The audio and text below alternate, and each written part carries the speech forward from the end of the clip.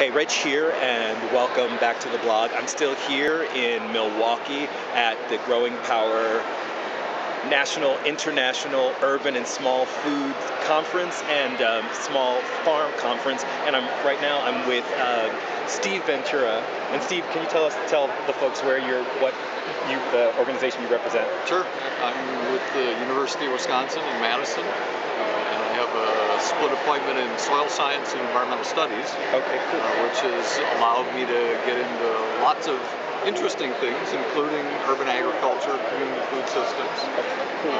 And we have a USDA-funded project that is oriented around, it's called the Community and Regional Food Systems Project. Mm-hmm. And the idea is to discover innovations and promote successes.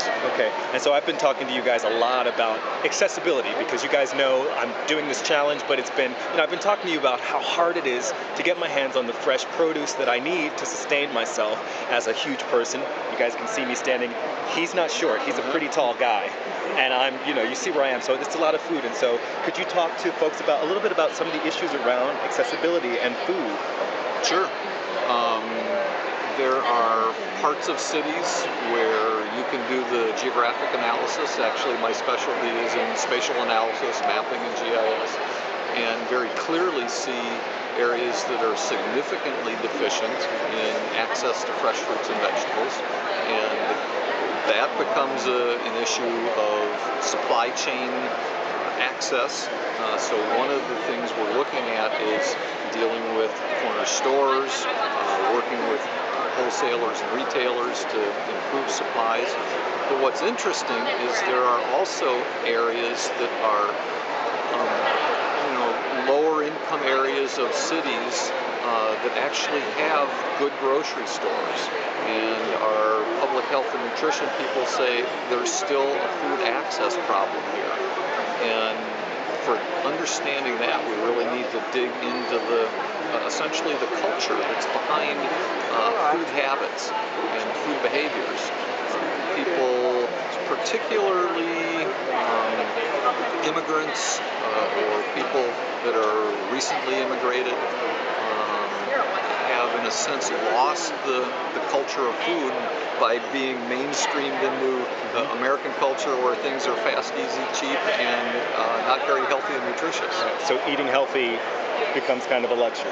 Yep. Basically. Yep. And so the idea is, I'm guessing here we are at this conference because people are on the ground doing something about this. Mm-hmm. So what do you think the people can do? What do you think is the simplest thing that a person can do to become part of this movement, or even for themselves if they want to, Boy, that's a big question. Okay. One of the things I was just talking to a woman here about is working through the policy dimensions.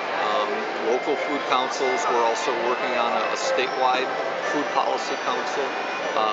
And the biggest impact I think that those will have is changing the institutional behaviors, changing how schools serve food, hospitals, institutions, jails, that sort of thing.